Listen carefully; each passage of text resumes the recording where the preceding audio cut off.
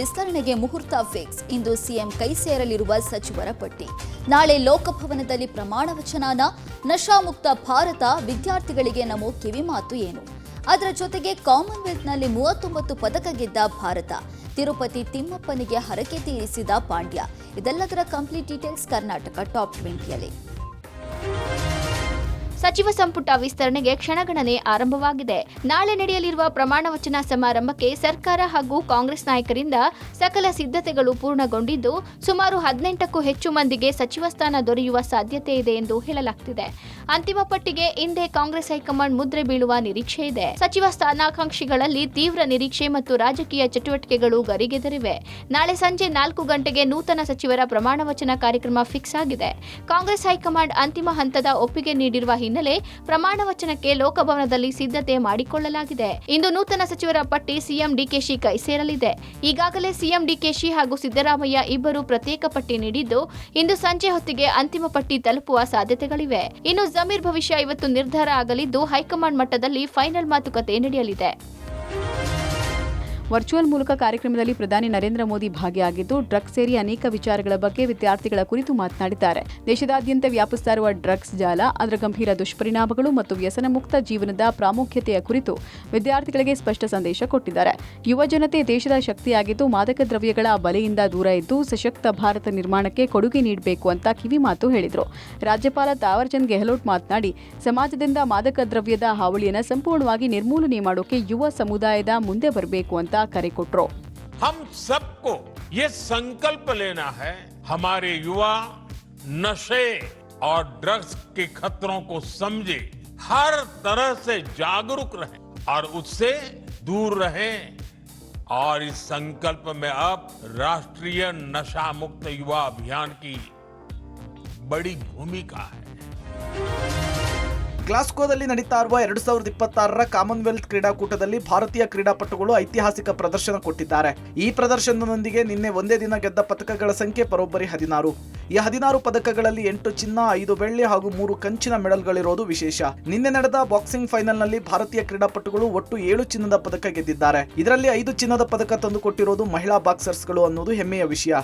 ಪ್ರೀತಿ ಪವಾರ್, ಜಸ್ಮಿತ್ ಲ್ಯಾಂಬೋರಿಯಾ, ಸಾಕ್ಷಿ ಚೌಧರಿ, ಪ್ರಿಯಾ, ಅರುಂಧತಿ ಚೌಧರಿ ಚಿನ್ನದ ಪದಕವನ್ನ ತಂದುಕೊಟ್ಟಿದ್ದಾರೆ. ಇನ್ನು ಪುರುಷರ ವಿಭಾಗದ ಬಾಕ್ಸಿಂಗ್ನಲ್ಲೂ 2 ಪದಕಗಳು ಬಂದಿದೆ. ಸಚಿನ್ ಸಿವಾಜ್, ಅಂಕುಶ್ ಚಿನ್ನದ ಪದಕ ಸಿಕ್ಕಿದೆ.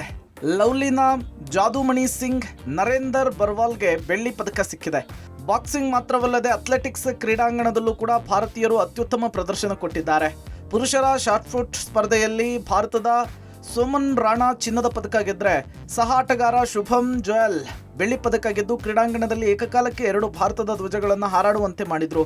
ಪುರುಷರ ಟ್ರಿಪಲ್ ಜಂಪ್ನಲ್ಲಿ ಪ್ರವೀಣ್ ಬೆಳ್ಳಿ ಪದಕ ಗೆದ್ರೆ, ಸೆಲ್ವಪ್ರಭು ಕಂಚಿನ ಪದಕವನ್ನು ತಮ್ಮದಾಗಿಸಿಕೊಂಡ್ರು. ಟೀಮ್ ಇಂಡಿಯಾದ ಸ್ಟಾರ್ ಆಲ್ರೌಂಡರ್ ಹಾರ್ದಿಕ್ ಪಾಂಡ್ಯ ಸದ್ಯ ಕ್ರಿಕೆಟ್ ಮೈದಾನಕ್ಕಿಂತ ಹೆಚ್ಚಾಗಿ ದೇವಸ್ಥಾನಗಳಲ್ಲಿ ಕಾಣಿಸಿಕೊಳ್ತಿದ್ದಾರೆ. ಸಾಲು ವೈಫಲ್ಯಗಳು, ಗಾಯದ ಸಮಸ್ಯೆ ಹಾಗೂ ವೃತ್ತಿ ಬದುಕಿನ ಸಂಕಷ್ಟಗಳಿಂದ ಕಂಗೆಟ್ಟಿರುವ ಪಾಂಡ್ಯ ಈಗ ತಿರುಪತಿ ತಿಮ್ಮಪ್ಪನ ಸನ್ನಿಧಿಗೆ ಭೇಟಿ ಕೊಟ್ಟು ವಿಶೇಷ ಪ್ರಾರ್ಥನೆ ಸಲ್ಲಿಸಿದ್ದಾರೆ. ಹಾರ್ದಿಕ್ ಪಾಂಡ್ಯ ಮುಂಜಾನೆ ನಡೆದ ಪವಿತ್ರ ಸುಪ್ರಭಾತ ಸೇವೆಯಲ್ಲಿ ಪಾಲ್ಗೊಂಡು ವಿಶೇಷ ಪ್ರಾರ್ಥನೆ ಸಲ್ಲಿಸಿದರು. ತಿರುಮಲ ಬೆಟ್ಟಕ್ಕೆ ಆಗಮಿಸಿದ ಕ್ರಿಕೆಟಿಗರನ್ನ ತಿರುಮಲ ತಿರುಪತಿ ದೇವಸ್ಥಾನಂ ಅಧಿಕಾರಿಗಳು ಮತ್ತು ಅರ್ಚಕರು ಸಾಂಪ್ರದಾಯಿಕವಾಗಿ ಬರಮಾಡಿಕೊಂಡು ದರ್ಶನಕ್ಕೆ ವ್ಯವಸ್ಥೆ ಮಾಡಿಸಿಕೊಟ್ಟಿದ್ರು. ಈ ಆಧ್ಯಾತ್ಮಿಕ ಭೇಟಿಯ ವೇಳೆ ಹಾರ್ದಿಕ್ ಪಾಂಡ್ಯ ಜೊತೆಗೆ ಆಪ್ತ ಗೆಳತಿ ಮಹಿಕಾ ಶರ್ಮಾ ಕೂಡ ದೇವರ ದರ್ಶನ ಪಡೆದರು. ದರ್ಶನದ ನಂತರ ದೇವಸ್ಥಾನದ ರಂಗನಾಯಕುಲ ಮಂಟಪದಲ್ಲಿ ಅರ್ಚಕರು ವೇದ ಆಶೀರ್ವಚನವನ್ನು ನೀಡಿ ತೀರ್ಥ ಪ್ರಸಾದವನ್ನು ವಿತರಿಸಿದರು. ಇನ್ನು ದೇಗುಲದಲ್ಲಿ ಹಾರ್ದಿಕ್ ಪಾಂಡ್ಯ ಹೊಸ ಲುಕ್ನಲ್ಲಿ ಕಾಣಿಸಿಕೊಂಡಿರೋದು ವಿಶೇಷ.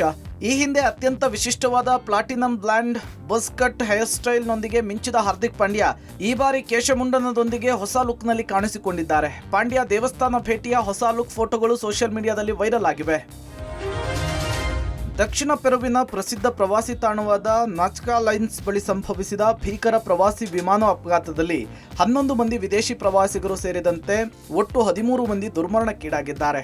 ಸ್ಥಳೀಯ ಪ್ರವಾಸಿ ಸಂಸ್ಥೆಯಾದ ಏರೋಡಿಯಾನಾ ಕಂಪನಿಗೆ ಸೇರಿದ ಸೆಸ್ನಾ 208 ಕ್ಯಾರವಾನ್ ವಿಮಾನ ಯುನೆಸ್ಕೋ ವಿಶ್ವ ಪರಂಪರೆಯ ತಾಣವಾದ ನಾಜ್ಕಾ ಲೈನ್ಸ್ ಮೇಲೆ ಪ್ರವಾಸಿಗರನ್ನು ಹೊತ್ತು ಹಾರಾಟ ನಡೆಸುತ್ತಿದ್ದಾಗ ಈ ದುರಂತ ಸಂಭವಿಸಿದೆ. ವಿಮಾನದಲ್ಲಿದ್ದ ಎಲ್ಲ 13 ಜನರು ಸ್ಥಳದಲ್ಲಿಯೇ ಮೃತಪಟ್ಟಿದ್ದಾರೆ ಅಂತ ಅಧಿಕಾರಿಗಳು ತಿಳಿಸಿದ್ದಾರೆ.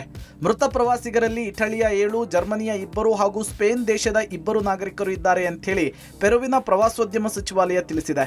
ಬಿಸ್ಕೋ ವಿಮಾನ ನಿಲ್ದಾಣದಿಂದ ಹೊರಟಿದ್ದ ವಿಮಾನ ನಾಸ್ಕಾ ಲೈನ್ಸ್ ವೀಕ್ಷಣೆ ಮುಗಿಸಿ ನಾಸ್ಕಾ ವಿಮಾನ ನಿಲ್ದಾಣಕ್ಕೆ ಇಳಿಯೋದಕ್ಕೆ ಕೆಲವೇ ಕಿಲೋಮೀಟರ್ಗಳಿರುವಾಗ ನಿಯಂತ್ರಣ ಕೊಠಡಿಯೊಂದಿಗಿನ ಸಂಪರ್ಕ ಕಳೆದುಕೊಂಡಿದೆ. ನಾಸ್ಕಾ ನಗರದ ಹೊರವಲಯದ ಫ್ಯೂಬ್ಲೋ ವಿಜಿಯೋ ಪ್ರದೇಶದ ಮುಕ್ತ ವಲಯದಲ್ಲಿ ವಿಮಾನ ಪತನಗೊಂಡಿದೆ. ನೆಲಕ್ಕೆ ಅಪ್ಪಳಿಸಿದ ತಕ್ಷಣ ವಿಮಾನದಲ್ಲಿ ಭಾರೀ ಸ್ಫೋಟ ಸಂಭವಿಸಿ ಬೆಂಕಿ ಹೊತ್ತಿಕೊಂಡಿದೆ ಅಂತ ಪ್ರತ್ಯಕ್ಷದರ್ಶಿಗಳು ತಿಳಿಸಿದ್ದಾರೆ. ರಷ್ಯಾದ ರಾಜಧಾನಿ ಮಾಸ್ಕೋದ ಹೃದಯ ಭಾಗದಲ್ಲಿ ಭೀಕರ ಬಾಂಬ್ ಸ್ಫೋಟ ಸಂಭವಿಸಿದೆ. 3 ಸ್ಥಳದಲ್ಲಿಯೇ ಸಾವನ್ನಪ್ಪಿ 21ಕ್ಕೂ ಹೆಚ್ಚು ಜನ ತೀವ್ರವಾಗಿ ಗಾಯಗೊಂಡಿದ್ದಾರೆ.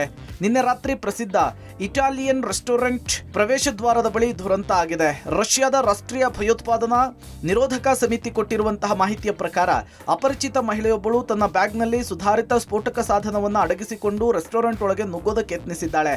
ಆದರೆ ಮುಖ್ಯದ್ವಾರದಲ್ಲಿರುವ ಭದ್ರತಾ ಸಿಬ್ಬಂದಿ ಆಕೆಯ ಮೇಲೆ ಸಂಶಯಗೊಂಡು ತಡೆದಿದ್ದಾರೆ. ಈ ವೇಳೆ ಪರಸ್ಪರ ಮಾತಿನ ಚಕಮಕಿ ನಡೆದು ಕ್ಷಣಾರ್ಧದಲ್ಲಿ ಆಕೆಯ ಬಳಿ ಇದ್ದ ಬಾಂಬ್ ಭೀಕರವಾಗಿ ಸ್ಫೋಟಗೊಂಡಿದೆ. ಭದ್ರತಾ ಸಿಬ್ಬಂದಿ ಆಕೆಯನ್ನು ತಡೆಯದೆ ಹೋಗಿದ್ದಾರೆ. ರೆಸ್ಟೋರೆಂಟ್ ಒಳಗಡೆ ನೂರಾರು ಜೀವಗಳು ಬಲಿಯಾಗ್ತಾ ಇದ್ವು ಅಂತ ಹೇಳಿ ಅಧಿಕಾರಿಗಳು ತಿಳಿಸಿದ್ದಾರೆ. ಗಾಯಗೊಂಡಿರುವ 21 ಜನರಲ್ಲಿ ಹಲವರ ಸ್ಥಿತಿ ಕ್ರಿಟಿಕಲ್ಲು. ಅವರನ್ನು ಸ್ಥಳೀಯ ಆಸ್ಪತ್ರೆಗೆ ದಾಖಲಿಸಿ ತುರ್ತು ಚಿಕಿತ್ಸೆ ಕೊಡಿಸಲಾಗ್ತಿದೆ. ಇನ್ನು ರೆಸ್ಟೋರೆಂಟ್ನಲ್ಲಿ ರಷ್ಯಾದ ಮಿಲಿಟರಿ ಜನರಲ್ ಒಬ್ಬರ ಖಾಸಗಿ ಹುಟ್ಟುಹಬ್ಬದ ಪಾರ್ಟಿ ನಡೀತಾ ಇತ್ತು. ಇದೇ ಕಾರಣಕ್ಕೆ ಉನ್ನತ ಮಿಲಿಟರಿ ಅಧಿಕಾರಿಗಳನ್ನು ಗುರಿಯಾಗಿಸಿಕೊಂಡು ಈ ದಾಳಿ ನಡೆಸಲಾಗಿದೆ. ಅಲ್ಲದೆ ಮಹಿಳೆಗೆ ತಿಳಿಯದಂತೆ ಬೇರೆ ಯಾರೋ ರಿಮೋಟ್ ಕಂಟ್ರೋಲ್ ಮೂಲಕ ಈ ಬಾಂಬ್ ಸ್ಫೋಟ ಇರುವ ಸಾಧ್ಯತೆಗಳ ಬಗ್ಗೆಯೂ ಕೂಡ ರಷ್ಯಾದ ತನಿಖಾ ಸಂಸ್ಥೆಗಳು ತನಿಖೆ ನಡೆಸ್ತಾ ಇವೆ. ಘಟನಾ ಸ್ಥಳಕ್ಕೆ ರಷ್ಯಾದ ಸಶಸ್ತ್ರ ಪಡೆಗಳು ಮತ್ತು ತುರ್ತು ರಕ್ಷಣಾ ಸಿಬ್ಬಂದಿಗಳು ಧಾವಿಸಿದ್ದು ಇಡೀ ಜಾಗವನ್ನ ಸೀಲ್ ಡೌನ್ ಮಾಡಲಾಗಿದೆ. ಬೆಂಗಳೂರು ಸಚಿವರೇ, ಈ ರಸ್ತೆಯನ್ನೊಮ್ಮೆ ನೋಡಿ. ನಿಮ್ಮ ಅಧಿಕಾರಿಗಳು ನೀವು ಹೇಳೋದನ್ನ ಮಾತ್ರ ಕೇಳ್ತಾರೆ ಅನ್ಸುತ್ತೆ, ಆದರೆ ಜನರ ಸಮಸ್ಯೆ ಮಾತ್ರ ಕೇಳಿಸ್ಕೊಳ್ತಿಲ್ಲ. ನಗರದ ಪ್ರಮುಖ ಮಾಗಡಿ ರಸ್ತೆಯ ಸುಂಕದಕಟ್ಟೆ ಬಳಿ ರಸ್ತೆಯುದ್ದಕ್ಕೂ ಬೃಹತ್ ಗುಂಡಿಗಳು ಬಿದ್ದಿವೆ. ಸಿಗ್ನಲ್ ದಾಟಿದ ತಕ್ಷಣವೇ ಬಸ್ ನಿಲ್ದಾಣ ಇರೋದ್ರಿಂದ ಪ್ರತಿನಿತ್ಯ ಸಾವಿರಾರು ವಾಹನಗಳು ಇದೇ ರಸ್ತೆಯಲ್ಲಿಯೇ ಓಡಾಡ್ತವೆ. ಟೂ ವೀಲರು, ಆಟೋ, ಕಾರು, ಬಸ್ಸುಗಳು ಗುಂಡಿ ತಪ್ಪಿಸ್ಕೊಂಡು ಹೋಗುವ ಪರಿಸ್ಥಿತಿ ನಿರ್ಮಾಣವಾಗಿದೆ. ಮಳೆ ಬಂದ್ರೆ ಗುಂಡಿಗಳು ಕಾಣದೆ ಆಕ್ಸಿಡೆಂಟ್ ಭೀತಿ ಇನ್ನಷ್ಟು ಹೆಚ್ಚಾಗ್ತಿದೆ. ಫುಟ್ಪಾತ್ ತೆರವಿನಲ್ಲಿ ಬ್ಯುಸಿಯಾಗಿರುವ ಗ್ರೇಟರ್ ಬೆಂಗಳೂರು ಅಥಾರಿಟಿ ಅಧಿಕಾರಿಗಳು ರಸ್ತೆ ಗುಂಡಿಗಳನ್ನು ಮರತ್ರ ಅನ್ನುವಂತಹ ಪ್ರಶ್ನೆ ಸಾರ್ವಜನಿಕರು ಮಾಡ್ತಿದ್ದಾರೆ. ಬೆಂಗಳೂರಿನ ಹೃದಯ ಭಾಗ ಮೆಜೆಸ್ಟಿಕ್ ಬಳಿಯ ಓಕ್ಲಿಪುರಂ ಅಂಡರ್ ಪಾಸ್ನಲ್ಲಿ ಡ್ರೈನೇಜ್ ನೀರು ನಿಲ್ತಾ ಇರುವ ಪರಿಣಾಮ ಲೂಲು ಮಾಲ್ನಿಂದ ಮೆಜೆಸ್ಟಿಕ್ಸ್ ಕಡೆ ಸಾಗುವಂತಹ ಸವಾರರು ನಿತ್ಯ ಟ್ರಾಫಿಕ್ನಿಂದ ಕಿರಿಕಿರಿ ಅನುಭವಿಸುತ್ತಿದ್ದಾರೆ. ಅಂಡರ್ ಪಾಸ್ನಲ್ಲಿ ಡ್ರೈನೇಜ್ ನೀರು ಹೋಗುವ ಸರಿಯಾದ ವ್ಯವಸ್ಥೆ ಇಲ್ಲದ ಕಾರಣ ನೀರು ನಿಲ್ತಾ ಇದ್ದು ಈ ಮಾರ್ಗವಾಗಿ ಬರುವ ವಾಹನಗಳ ಅಂಡರ್ ಪಾಸ್ ಬಳಿ ನಿಧಾನವಾಗಿ ಚಲಿಸುವಂತಾಗಿದೆ. ಈ ಮಾರ್ಗದಲ್ಲಿ ಹೆಚ್ಚು ವಾಹನ ಸಂಚಾರ ಇರೋ ಹಿನ್ನೆಲೆಯಲ್ಲಿ ಸಾಮಾನ್ಯ ವೇಳೆಯಲ್ಲೂ ಕೂಡ ಕಿಲೋಮೀಟರ್ ಗಟ್ಟಲೆ ಸವಾರರು ಟ್ರಾಫಿಕ್ನಲ್ಲಿ ಸಿಲುಕಿಕೊಳ್ಳುವಂತಾಗಿದೆ. ಅಲ್ಲದೆ ಡ್ರೈನೇಜ್ ನೀರು ತುಂಬಿರುವಂತಹ ಪರಿಣಾಮ ಪಾದಚಾರಿಗಳು ಕೂಡ ರಸ್ತೆ ದಾಟುವುದಕ್ಕೆ ಪರಿತಪಿಸುವಂತಾಗಿದೆ.